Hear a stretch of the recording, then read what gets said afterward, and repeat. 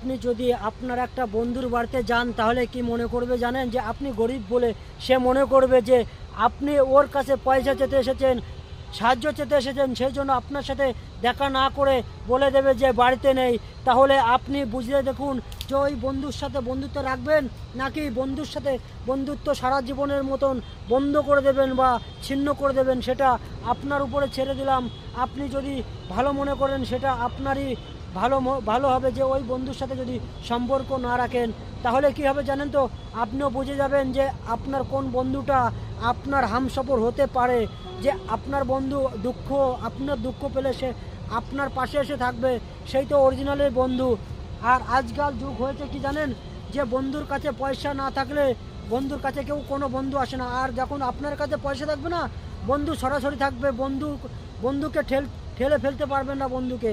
আর আপনার কাছে যখন পয়সা আপনার